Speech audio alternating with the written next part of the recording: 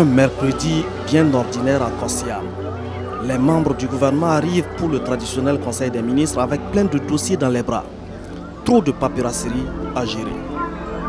Et si l'on aidait les ministres à se débarrasser de leurs charges?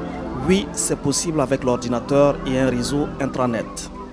Tous les documents que les ministres emportent en conseil des ministres sortent des machines. L'idée, c'est que une fois les documents produits dans les machines, qu'on ne les fasse pas sortir des machines, qu'on fasse tout le traitement à travers les machines et les réseaux et que les documents ne sortent qu'une fois validés pour publication. Oui, un conseil des ministres sans papier, c'est possible. On est même à la veille d'un tel avènement, un voyage dans le futur et vous verrez.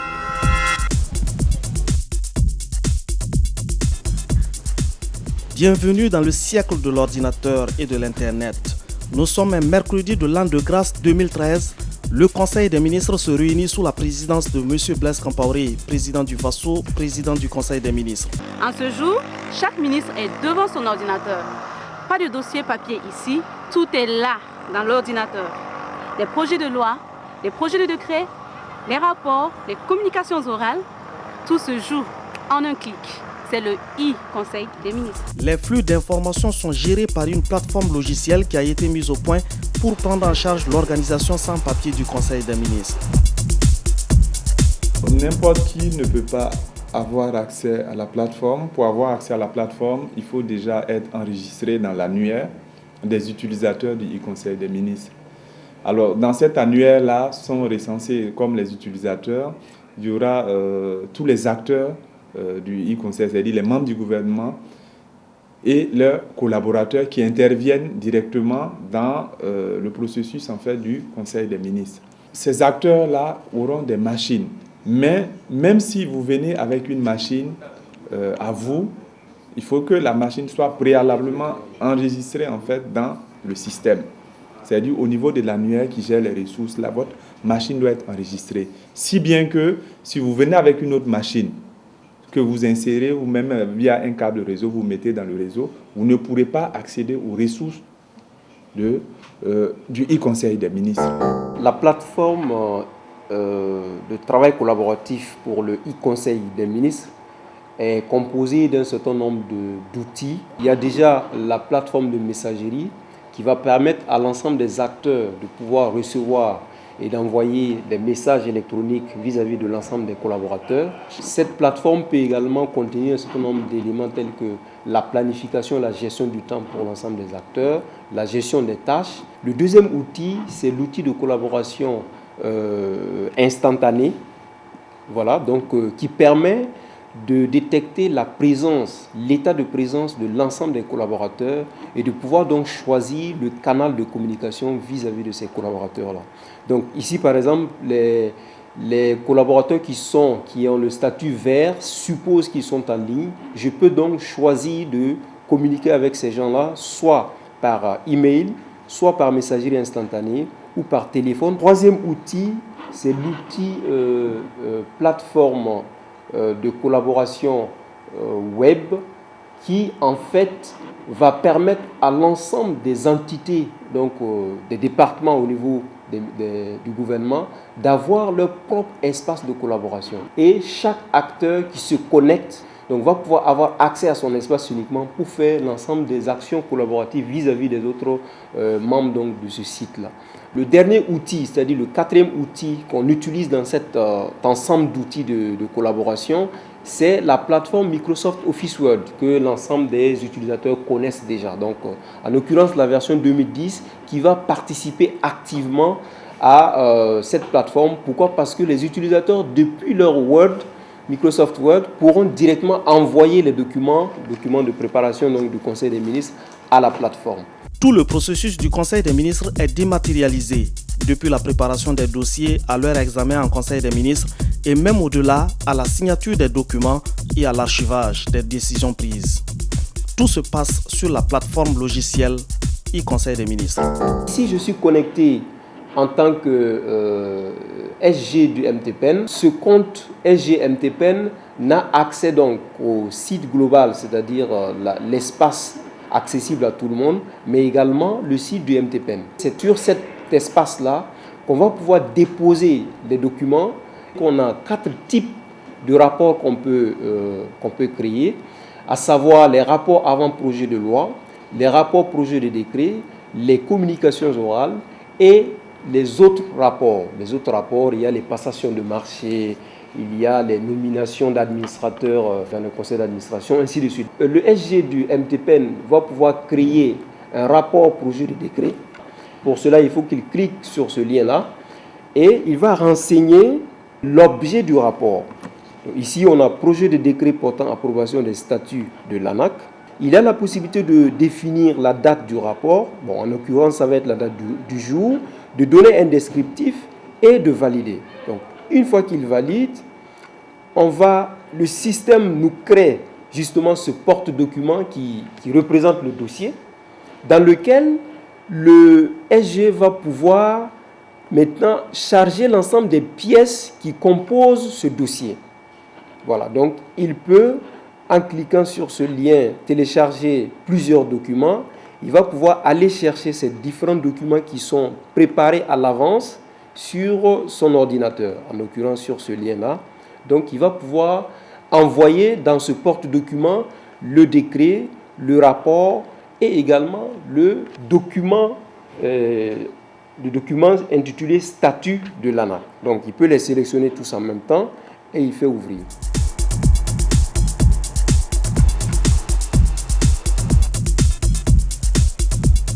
Une fois qu'on a déposé les documents à ce niveau, on peut demander l'approbation du ministre avant donc que ça passe au niveau du secrétaire général du gouvernement. Étant membre du gouvernement, vous avez des droits très élevés en fait au niveau de la plateforme. Un ministre, c'est lui qui initie en fait un dossier. C'est au SG du gouvernement en vue de sa programmation. Donc vous voyez que il faudrait qu'on s'assure que ce soit réellement le ministre qui initie un dossier au SG du gouvernement en vue de sa programmation. Nous avons mis en place en fait ce qu'on a appelé la double authentification. Les membres du gouvernement, ils auront en fait une identité électronique et cette identité électronique va être donnée en fait par le jeton qu'on appelle en anglais un token. Ce token-là, ça va être exactement l'identité électronique en fait des utilisateurs.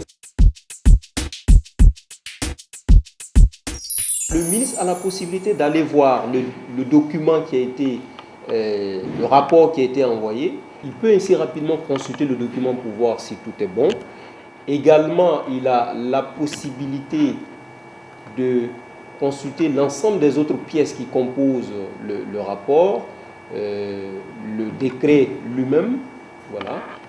Donc, il peut parcourir l'ensemble du décret et on voit ici les signatures qui sont prépositionnées pour permettre donc à l'ensemble des acteurs de faire une signature numérique sur le document. Voilà. Donc le ministre, une fois qu'il a consulté ces documents-là, il peut très rapidement affecter le traitement de ce dossier à un de ses conseillers techniques. Et pour cela, il ouvre la tâche et il a simplement la possibilité à ce niveau de donner des instructions comme quoi c'est pour études et avis. Il va renseigner à ce niveau le conseiller à qui le rapport est imputé, démo CT1 MTPEN. Voilà. Il peut mettre d'autres personnes en copie pour qu'ils puissent suivre l'imputation, en l'occurrence le directeur de cabinet ou le chef de cabinet. Et une fois que c'est fait, il peut également donner une date d'échéance. Il clique tout simplement sur études et avis. Le conseiller technique en question va recevoir l'alerte dans son adresse email, dans sa boîte email, lui disant donc que le ministre vient de lui assigner une tâche qu'il va donc devoir traiter selon l'échéance qui a été également définie. Après avoir vérifié les notes d'études envoyées par le conseiller technique, il va signer le rapport à envoyer donc au secrétaire général du gouvernement. Pour cela, il revient sur la plateforme de collaboration web, il ouvre le rapport. déclenche la modification dans Word et passe donc à la signature du document. Là également, c'est la signature électronique.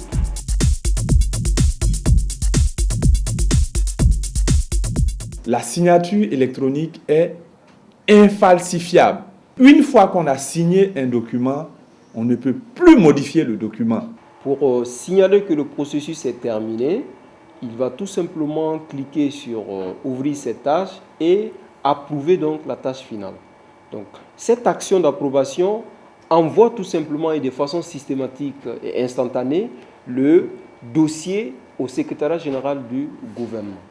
Au niveau de Outlook, on voit bien que le SG vient de recevoir un email qui est donc l'alerte qui signale le fait qu'il y a un rapport qui vient d'être envoyé par le MTPN pour programmation. Le SG du gouvernement a la possibilité d'entreprendre des actions sur ce dossier. Il peut l'assigner à un conseiller, un chargé de mission bien défini, ou tout simplement, s'il est lui-même d'avis que le dossier peut être passé au statut de programmable, alors là, il clique tout simplement sur le bouton programmable.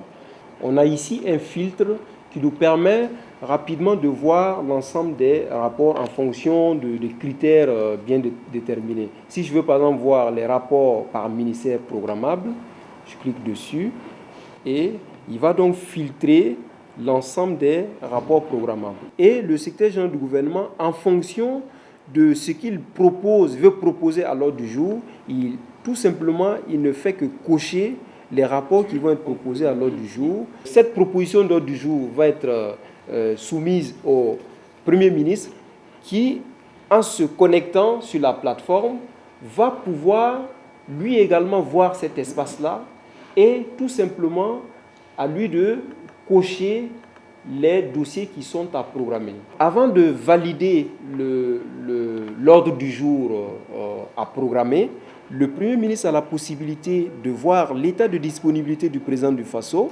Dans notre cas, il est présent avec le statut vert. Il peut donc choisir le canal, l'un des 4 canaux de communication que nous avons ici, à savoir la possibilité de l'appeler donc sur la plateforme Link ou tout simplement de lui envoyer un email au cas où il n'est pas présent, ou également de faire la messagerie instantanée avec le président du FASO.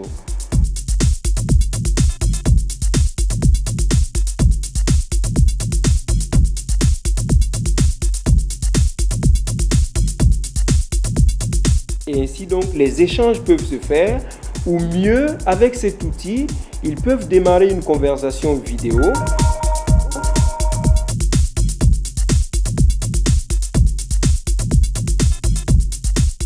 Une fois que le Premier ministre a choisi les dossiers qui doivent passer en conseil, le secrétaire général du gouvernement peut revenir sur son espace et tout simplement générer l'ordre du jour qui va être donc envoyé à l'ensemble des ministres.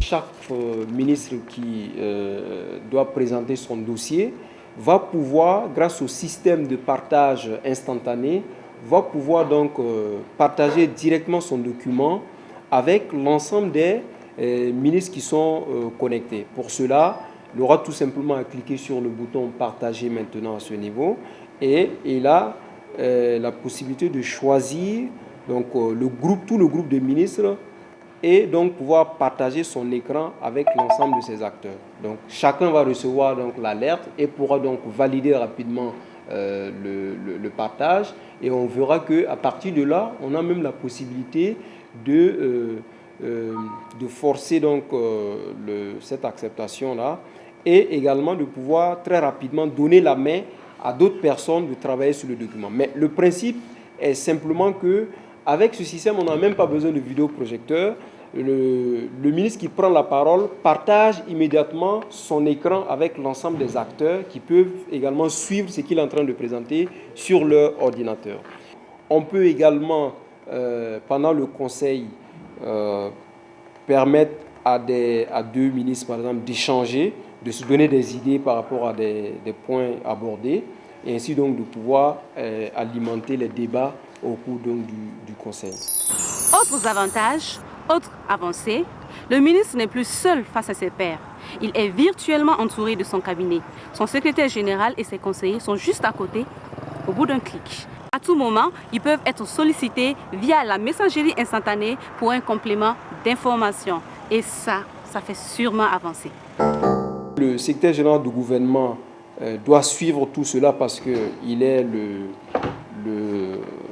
la personne qui prend note de l'ensemble des échanges. Sur chaque rapport qui est en train d'être présenté, cliquez sur le rapport, allez voir l'ensemble des documents qui sont dedans, mais surtout pouvoir donner un certain nombre d'informations sur les décisions prises par le Conseil, et il peut, en fonction des décisions prises par le Conseil, renseigner donc les décisions par rapport à ce dossier.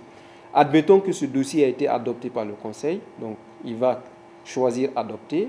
Il va également mettre des remarques, par exemple RAS, ou toute autre chose qui aurait été décidée par le Conseil. Une fois que cela est fait, il peut tout simplement cliquer sur enregistrer. Le secrétaire général du gouvernement a tout simplement à cliquer sur le lien flux de travail et à cliquer sur le bouton signature. Et donc, il va pouvoir désigner les personnes qui vont signer le document.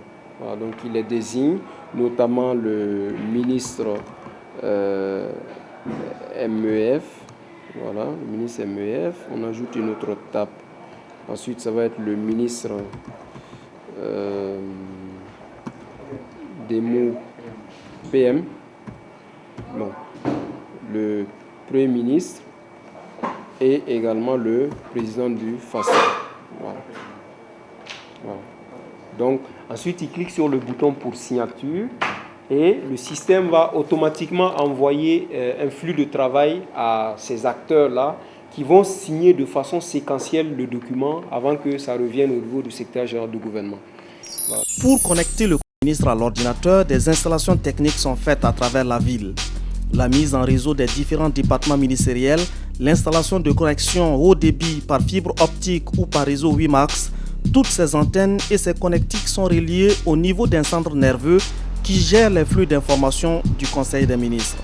Nous avons d'abord la réalisation de l'infrastructure de communication électronique qui est basée sur le réseau informatique national de l'administration qui est le RESINA. Donc cette infrastructure de communication-là a pour socle le RESINA.